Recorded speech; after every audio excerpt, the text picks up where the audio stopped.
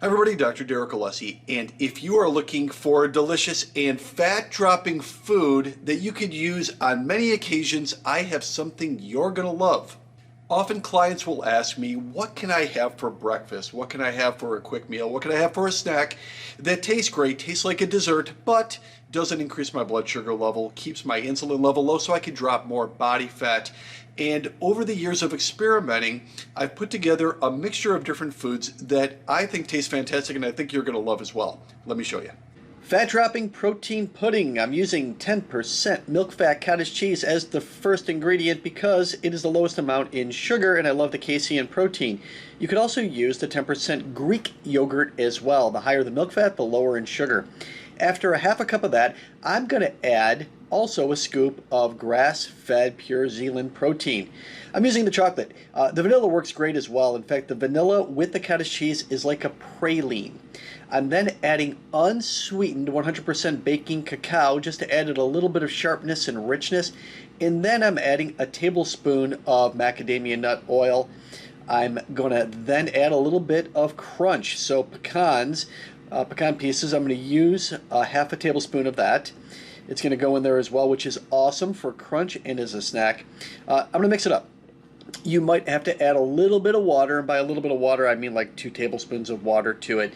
Mix it up, stir it, and it will become like a pudding. It's going to be more like a pudding with the Greek yogurt than the cottage cheese, but either way you can see the consistency.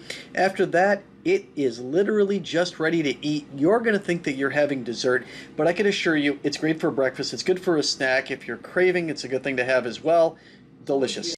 So once again, the mixture is quite simple. We're using the pure Zealand grass-fed protein. It's going to be the highest source of bioavailable protein, and at the same time, it's sucralose-free, sweetened with stevia, and it tastes delicious and it mixes very easily. I mixed it with either 10% milk fat cottage cheese or 10% milk fat Greek yogurt. Once again, the reason why high fat means low sugar and it means more glucose stabilization so that you don't increase your blood sugar level. It's your preference which one you like the best. I do personally like the cottage cheese better because I like the casein protein. It releases over time and it's a great complement to the grass-fed protein. But if you happen to like yogurt more, and there's other benefits to yogurt too, it's all right to use as well. And both, since it's higher in fat, it's lower in sugar. In addition to it, I also use another fat. I use the Australian Macadamia Nut Oil, is what I like to call liquid gold, because it's giving you good fats as well, creating a little bit of that fat bomb type of effect. Also too high in omega-3 fatty acids, excellent for your cells and wonderful for your heart. It adds some flavor to it as well.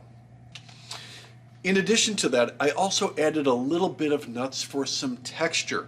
When it comes to nuts, it does matter because they're different in the glycemic index. So I like to take something that's lower in the glycemic index, like pecans or walnuts or even Brazil nuts or macadamia nuts. They're going to be the lowest. Adds a little crunch, which a lot of people like. If you don't like nuts, if you have an allergy, you don't need to use them, but it does add a little something to it.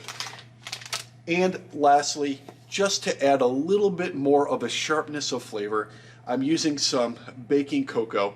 With it though, it is unsweetened. We don't want to add any sugar to it. It, once again, provides a little bit of richness to it, especially if you like the taste of dark chocolate. It darkens it up a little bit. Also too, it'll change the coloring a little bit more, making it look a little bit more like pudding. Combined, when you put this all together, what you have is a higher protein, higher dietary fats, but good fat meal that can be used once again for breakfast. It could be used for lunch. It could be used for dinner. It could be used post-workout. It could also be used if you're craving. If you're trying to get off sugar, if you're trying to eat better, if you're trying to break that sugar addiction that you have, that is a much better dessert after dinner than anything else you're going to pull out of the freezer. Mix that together, you're going to have better results. Now, if you already are in pretty good shape, you can't do that each and every night after dinner. It will start to add up. But if you're just starting off, it's a great thing to add to break the sugar addiction. Once again, hopefully that recipe works for you. Try it out. I think you're going to love it. In fact, once again, I feel like it tastes like dessert. I feel guilty sometimes when I even eat it. Try it out and let me know your thoughts.